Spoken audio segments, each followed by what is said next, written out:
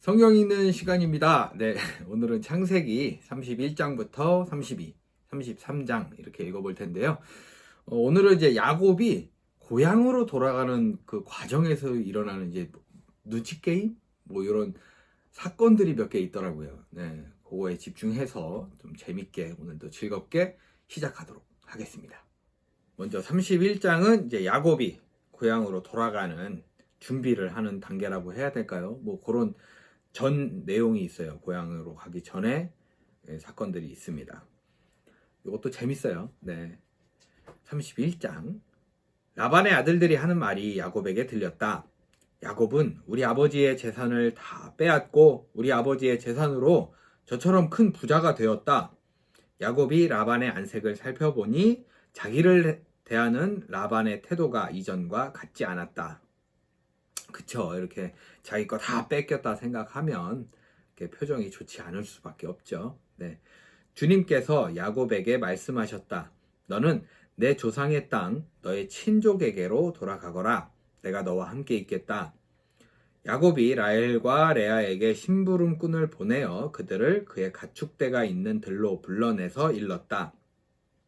장인어른께서 나를 대하시는 것이 전과 같지 않소. 그러나 내 조상의 하나님이 이제껏 나와 함께 계셨소. 당신들도 알다시피 나는 있는 힘을 다해서 장인어른의 일을 해드렸소. 그러나 장인어른께서는 나에게 주실 품삯을 10번이나 바꿔치시면서 지금까지 나를 속이셨소. 하나님은 그쵸? 많이 속였죠. 아들들 줘버리고 막 준다 그래놓고 약속해놓고 깨버리고 먼저 어떻게 보면 시비를 건 거죠. 장인어른이. 그런데 하나님은 장인어른이 나를 해치지는 못하게 하셨소. 장인어른께서 나더러 점 있는 것들이 자네 품삯이 될 걸세 하면 가축대가 모두 점 있는 새끼를 낳았고 줄무늬 있는 것이 자네의 품삯이 될 걸세 하면 가축대가 모두 줄무늬 있는 새끼를 낳았소. 이렇게 또 얘기를 하네요. 네. 참, 네, 그래요. 하나님은 이렇게 장인어른의 가축대를 빼앗아서 나에게 주셨소. 그쵸? 이렇게 사람이 이렇게 뭐 줄무늬를 보여준다고 줄무늬 낳고 이런 건 아닐 텐데, 하나님께서 좀 도와주셨겠죠? 네. 가축대가 새끼를 뵐 때에 한 번은 내가 이런 꿈을 꾸었소. 내가 눈을 크게 뜨고 보니 암컷들과 교미하는 순념소들도 줄무늬 있는 것이거나 점이 있는 것이거나 얼룩진 것들이었소. 그 꿈에서 하나님의 천사가 야곱아 하고 부르시기에 여기 있습니다 하고 대답을 하니 그 천사의 말이 암염소와 교미하는 순염소가 모두 줄무늬 있는 것들이거나 점이 있는 것들이거나 얼룩진 것들이니 고개를 들고 똑바로 보아라. 라반이 이제까지 너에게 어떻게 하였는지 내가 다 보았다. 나는 베델의 하나님이다. 내가 거기에서 기둥에 기름을 붓고 거기에서 나에게 맹세하였다. 이제 너는 곧 이 땅을 떠나서 내가 태어난 땅으로 돌아가거라 하고 말씀하셨소. 라헬과 레아가 그에게 대답하였다. 이제는 우리가 우리 아버지의 집에서 얻을 분깃이나 유산이 더 있다고는 생각하지 않습니다. 아버지께서는 우리를 아주 딴 나라 사람으로 여기십니다. 아버지께서는 우리를 파실 뿐만 아니라 우리 몫으로 돌아올 것까지 다 가지셨습니다. 욕심이 많아요. 네. 이러면 안 되는데, 그쵸? 딸들을 이렇게 하면 안 되는데, 그쵸? 하나님이 우리 아버지에게서 빼앗으신 것은 다 우리와 우리 자식들의 것입니다. 그러니 하나님이 당신에게 말씀하신 대로 다 하십시오. 야곱이 서둘러서 자식들과 아내들을 낙타에 나누어 태우고 그가 얻은 모든 짐승과 그가 밧단 아람에서 모은 모든 소유를 다 가지고서 가나안 땅에 있는 자기 아버지 이삭에게로 돌아갈 채비를 하였다. 라헬은 라반이 양털을 깎으러 나간 틈을 타서 친정집 수호신의 신상들인 드라빔을 훔쳐냈다. 전 이게 이해가 안 돼요. 왜 이걸 훔쳐내지? 우상이잖아요. 네. 라헬이 또 좀 죄를 짓는 거 아닌가? 나중에 그런 복선이 아닐까 모르는 생각도 들긴 하네요. 그뿐만 아니라 야곱은 도망칠 낌새를 조금도 보이지 않은 채 아람 사람 라반을 속이고 있다가 모든 재산을 거두어 가지고 도망하였다. 그래요. 이렇게 막 쉽게 보내줄 것 같지 않으니까 야반도주라 그러죠. 우리나라에서도 많이 유행했던 야반도주를 했습니다. 야반도주겠죠. 뭐 대낮에 이렇게 가지는 않았겠죠. 네. 그는 강을 건너서 길르앗 산간지방 쪽으로 갔다. 라반은 야곱이 도망한 지 사흘 만에야 그 소식을 전해 들었다. 그쵸. 먼저 이제 뭐 라반이 이제 머리 써가지고 사흘 먼저 가버렸잖아요. 그러니까 그 틈에 야밤도주가 아닐 수도 있겠네요. 네, 아무튼 그 틈에 이제 도망을 가버렸네요. 라반은 친족을 이끌고 이레길을 쫓아가서 길르앗 산간지방에서 야곱이 있는 곳에 이르렀다. 그날 밤에 아람 사람 라반이 꿈을 꾸는데 하나님이 나타나셔서 좋은 말이든지 나쁜 말이든지 야곱에게 아무 말도 하지 않도록 조심하라 하고 그에게 말씀하셨다. 경고죠. 아무 말도 하지 마. 야곱한테 아무것도 하지 마. 요런 느낌이겠죠. 네. 라반이 야곱을 따라 잡았을 때에 야곱이 길르앗 산간 지방에다 이미 장막을 쳐두었으므로 라반도 자기 친족과 함께 거기에 장막을 쳤다.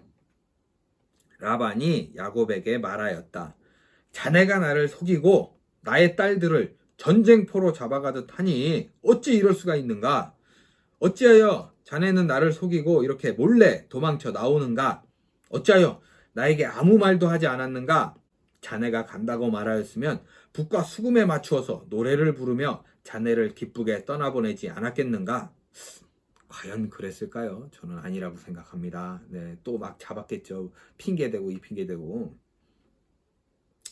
자네는 내가 나의 손자 손녀들에게 입을 맞출 기회도 주지 않고 딸들과 석별의 정을 나눌 기회도 주지 않았네.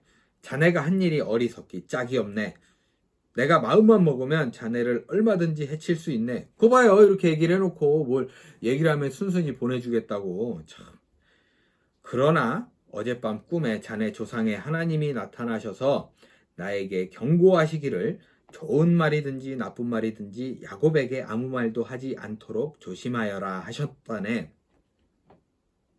자네가 아버지의 집이 그리워서 돌아가는 것은 당연하지만 어찌하여 나의 수호 신상들을 훔쳤는가? 요게 사건이 수호 신상들이 문제가 될 줄 알았어요. 네, 이렇게 또 문제가 되네요. 야곱이 라반에게 대답하였다. 장인어른께서 저의 처들을 강제로 빼앗으실까 봐 두려웠습니다. 요 말이 맞기도 해요. 그쵸? 그러나 장인어른 댁 수호 신상들을 훔친 사람이 있으면 그를 죽이셔도 좋습니다. 요러면 안 될 텐데. 그쵸? 장인어른의 물건 가운데서 무엇이든 하나라도 저에게 있는지 우리의 친족들이 보는 앞에서 찾아보시고 있거든 가져가십시오. 야곱은 라헬이 그 수호 신상들을 훔쳤으리라고는 전혀 생각하지 못하였다. 그러니까 막 다 죽이라 그랬던 거죠. 그렇죠? 라헬 죽으면 어떡해요. 네.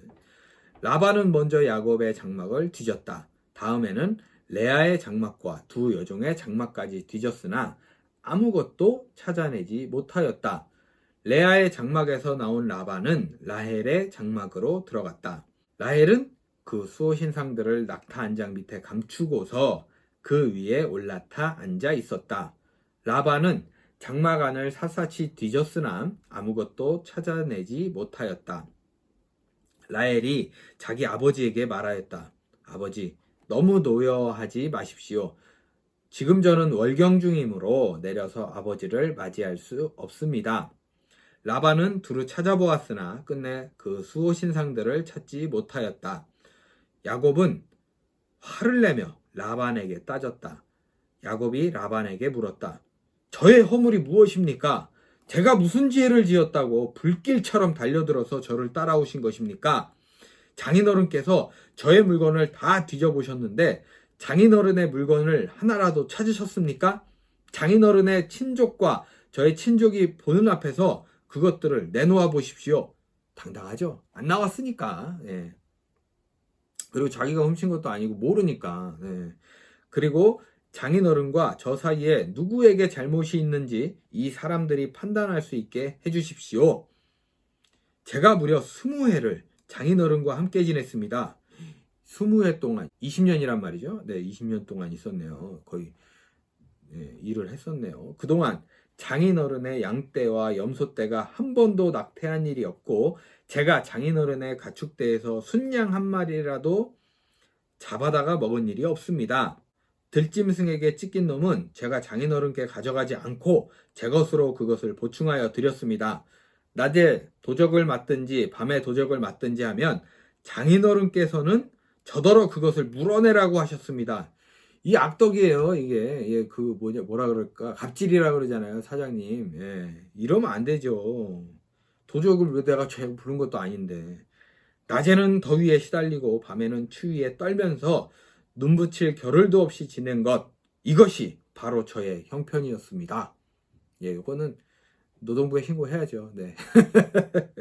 열심히 일했는데, 예, 군대도 막 품삯을 빼돌리고 아들을 줘버리고 막 이랬던 거예요. 악덕이네요, 악덕.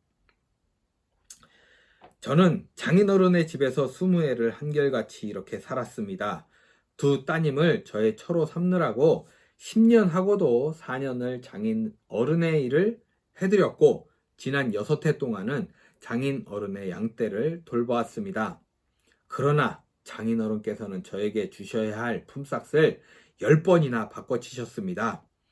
내 조상의 하나님 곧 아브라함을 보살펴 주신 하나님이시며 이삭을 지켜주신 두려운 분께서 저와 함께 계시지 않으셨으면 장인어른께서는 저를 틀림없이 빈손으로 돌려보내셨을 것입니다. 네, 그랬을 것 같아요. 지금 분위기로 보면, 그쵸? 그러나 하나님은 제가 겪은 고난과 제가 한 수고를 몸소 살피시고 어젯밤에 장인어른을 꾸짖으셨습니다. 라반이 야곱에게 대답하였다. 이 여자들은 나의 딸이요. 이 아이들은 다 나의 손녀요.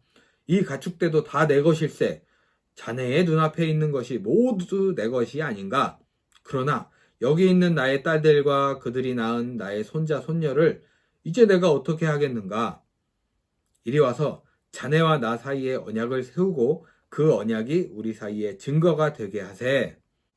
예, 다 자기 거라고 그러면서 뭔 언약을 세우고 참 사람의 욕심이 끝이 없는 것 같아요. 그래서 야곱이 돌을 가져와서 그것으로 기둥을 세우고 또 친족들에게도 돌을 모으게 하니 그들이 돌을 가져와서 돌무더기를 만들고 그 돌무더기 옆에서 잔치를 벌이고 함께 먹었다. 라반은 그 돌무더기를 여갈사하두라고 하고 야곱은 그것을 갈르엣이라고 하였다. 이것도 이름도 또 따로 지어요. 네, 같이 하면 좋을 텐데.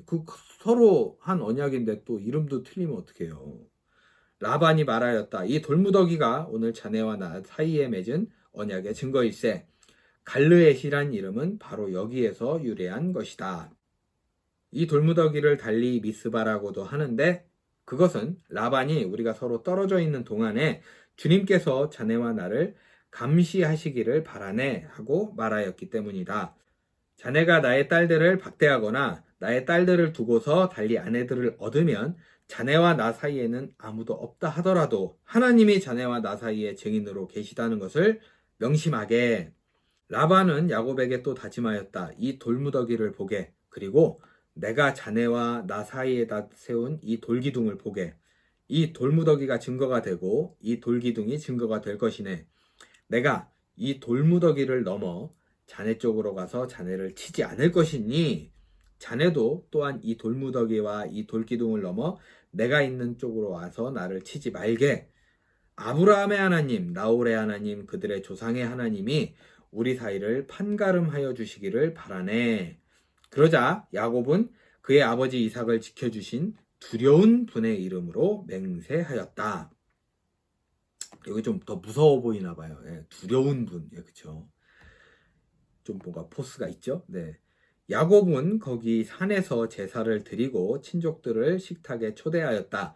그들은 산에서 제사 음식을 함께 먹고 거기에서 그날 밤을 보낸다. 라반은 다음날 아침 일찍 일어나 자기 손자, 손녀들과 딸들에게 입을 맞추고 그들에게 축복하고 길을 떠나서 고향으로 돌아갔다. 네, 이렇게 이제 나왔어요. 그제 고향으로 이제 가기 위해서 나오면서 많은 일들이 벌어지네요. 네. 이 재산 싸움은 친족 간에도 하잖아요. 가족 형제들끼리도 하는 거라서. 자, 이렇게 이게 좀 어떻게 보면 잘 넘어간 케이스긴 하네요. 네. 이렇게 31장 길게 마무리가 되었습니다. 예, 32장입니다. 여기는 이제 우리가 또 잘 아는 야곱이 씨름한 내용이 나와요. 어떤 내용인지 한번 살펴보도록 하겠습니다. 32장. 야곱이 길을 떠나서 가는데 하나님의 천사들이 야곱 앞에 나타났다. 야곱이 그들을 알아보고 이곳은 하나님의 진이구나 하면서 그곳 이름을 마하나임이라고 하였다. 야곱이 에돔 벌 세일 땅에 사는 형 에서에게, 어렵죠? 예. 에돔벌 세일 땅에 사는 형 에서에게, 그쵸? 네. 자기보다 먼저 심부름꾼들을 보내면서 지시하였다. 죽을까봐. 네. 너희는 나의 형님 에서에게 가서 이렇게 전하여라. 주인의 종 야곱이 이렇게 아뢰입니다. 저는 그동안 라반에게 몸붙여 살며 최근까지도 거기에 머물러 있었습니다. 저에게는 소와 나귀, 양떼와 염소떼, 남종과 여종이 있습니다. 형님께 이렇게 소식을 전하여 드립니다. 형님께서 저를 너그럽게 보아주십시오. 네, 죽인다 그랬잖아요, 형이. 그래서 무서워서 이렇게 전가를 보냈나 봐요. 근데 요 다음이 너무 무서워요. 심부름꾼들이 에서에게 갔다가 야곱에게 돌아와서 말하였다. 주인 어른의 형님인 에서 어른께 다녀왔습니다. 그분은 지금 부하 400명을 거느리고 주인 어른을 치려고 이리로 오고 있습니다. 네, 인사고 뭐고 필요 없죠. 400명이나 데리고 와요. 네. 야곱은 너무나 두렵고 걱정이 되어서 자기 일행과 양떼와 소떼와 낙타떼를 두 패로 나누었다. 에서가 와서 한 패를 치면 나머지 한 패라도 피하게 해야겠다는 속셈이었다. 야곱은 기도드렸다. 기도가 저절로 나오죠. 예, 이 상황이면. 할아버지 아브라함을 보살펴 주신 하나님, 아버지 이삭을 보살펴 주신 하나님, 고향 친족에게로 돌아가면 은혜를 베푸시겠다고 저에게 약속하신 주님. 주님께서 주님의 종에게 베푸신 이 모든 은총과 온갖 진실을 이 종은 감히 받을 자격이 없습니다. 제가 이 요단강을 건널 때에 가진 것이라고는 지팡이 하나뿐이었습니다만 이제 저는 이처럼 두 물이나 이루었습니다. 부디 제 형의 손에서, 에서의 손에서 저를 건져 주십시오. 형이 와서 저를 치고 아내들과 자식들까지 죽일까 두렵습니다. 주님께서 말씀하시기를 내가 반드시 너에게 은혜를 베풀어서 너의 씨가 바다의 모래처럼 셀 수도 없이 많아지게 하겠다 하시지 않으셨습니까? 그날 밤에 야곱은 거기에서 묵었다. 야곱은 자기가 가진 것 가운데서 자기 형 에서에게 줄 선물을 따로 골라냈다. 암염소 200마리와 순염소 20마리, 암양 200마리와 순양 20마리, 젖을 빨리는 낙타 30마리와 거기에 딸린 새끼들, 암소 40마리와 황소 10마리, 암나귀 20마리와 새끼나귀 10마리였다. 야곱은 이것들로 몇 대를 나누고 자기 종들에게 맡겨서 자기보다 앞서서 가게 하고 때와 때 사이에 거리를 두게 하라고 일렀다. 야곱은 맨 앞에 선 종에게 지시하였다. 나의 형 에서가 너를 만나서 내가 네 집 사람이며 어디로 가는 길이며 내가 이끌고 가는 이 짐승들이 다 누구의 것이냐고 묻거든 너는 그에게 이것은 모두 주인의 종 야곱의 것인데 야곱이 그 형님 에서께 드리는 선물입니다. 야곱은 우리 뒤에 옵니다 하고 말하여라. 야곱은 둘째 떼를 몰고 떠나는 종과 셋째 떼를 몰고 떠나는 종과 나머지 떼를 몰고 떠나는 종들에게도 똑같은 말로 지시하였다. 너희는 에서 형님을 만나거든 그에게 똑같이 말하여야 한다. 그리고 주인의 종 야곱은 우리 뒤에 옵니다 하고 말하는 것을 잊지 않도록 하여라. 야곱이 이렇게 지시한 데는 자기가 미리 여러 차례 보낸 선물들이 그 형 에서의 분노를 서서히 풀어주고 마침내 서로 만날 때에는 형이 자기를 반가이 맞아주리라고 생각하였기 때문이다. 그쵸? 계속 선물을 하나는 또 아닐 수도 있는데 2개, 3개, 4개 이렇게 먹기에 풍족하게 받다 보면 사람 마음이 또 누그러들 수도 있잖아요. 네. 그래서 야곱은 선물을 실은 떼를 앞세워 보내고 자기는 그날 밤에 장막에서 묵었다. 그 밤에 야곱은 일어나서 두 아내와 두 여종과 11아들을 데리고 야복 나루를 건넜다. 야곱은 이렇게 식구들을 인도하여 개울을 건너 보내고 자기에게 딸린 모든 소유도 건너 보내고 난 다음에 뒤에 홀로 남았는데 어떤 이가 나타나 야곱을 붙잡고 동이 틀 때까지 씨름을 하였다. 드디어 씨름을 하기 시작하네요. 저는 자다가 일어나서 한 줄 알았는데 그것도 아닌 것 같아요. 그는 도저히 야곱을 이길 수 없다는 것을 알고서 야곱의 엉덩이 뼈를 쳤다. 야곱은 그와 씨름을 하다가 엉덩이 뼈를 다쳤다. 그가 날이 새려고 하니 놓아달라고 하였지만 자다가 그런 건 아니네요. 네.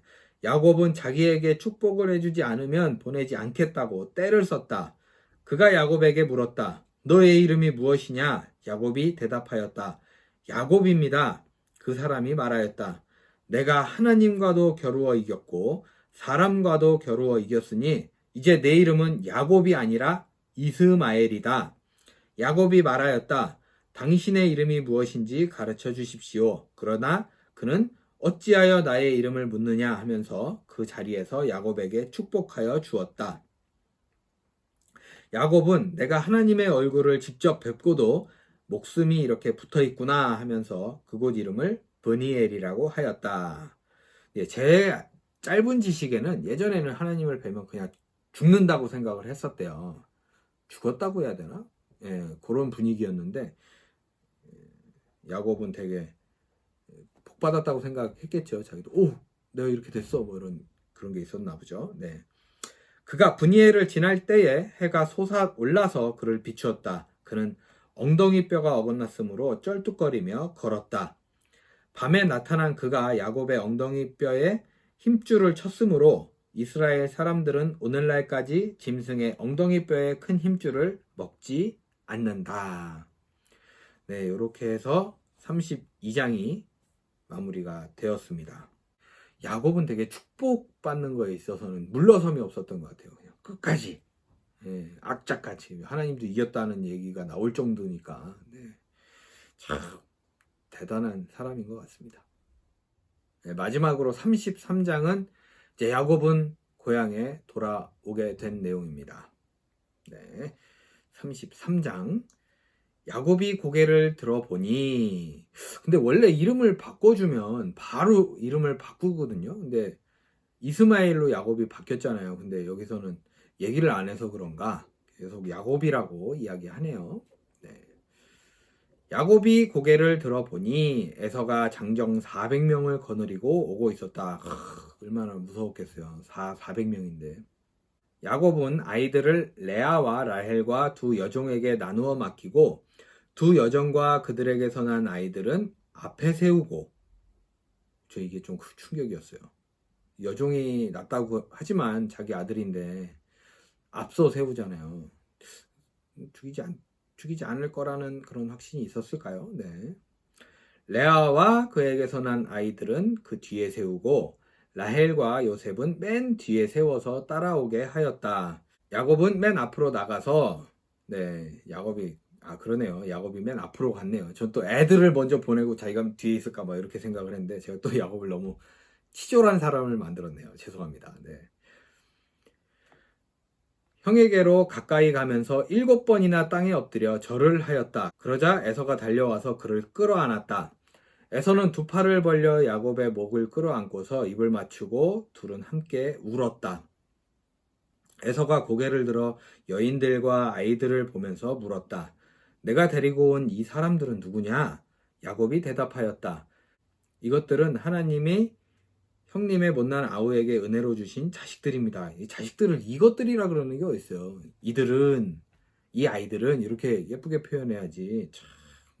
그러자 두 여종과 그들에게서 난 아이들이 앞으로 나와서 엎드려 절을 하였다. 그 다음에 레아와 그에게서 난 아이들이 앞으로 나와서 엎드려 절하였다. 마지막으로 요셉과 라헬이 나와서 그들도 엎드려 절을 하였다. 에서가 물었다. 내가 오는 길에 만난 가축대는 모두 웬 것이냐? 야곱이 대답하였다. 형님께 은혜를 입고 싶어서 가지고 온 것입니다. 에서가 말하였다. 아우야, 나는 넉넉하다. 너의 것은 내가 가져라. 야곱이 말하였다. 아닙니다, 형님. 형님께서 저를 좋게 보시면 제가 드리는 이 선물을 받아주십시오. 형님께서 저를 이렇게 너그럽게 맞아주시니 형님의 얼굴을 뵙는 것이 하나님의 얼굴을 뵙는 듯 합니다. 이렇게 또 아부를 하네요. 끝까지. 그리고 또 살짝 느낌에 요거 안 주면 좀 후에 문제가 생길 것 같긴 해요. 느낌에. 예. 하나님이 저에게 은혜를 베푸심으로 제가 가진 것도 넉넉하게 되었습니다.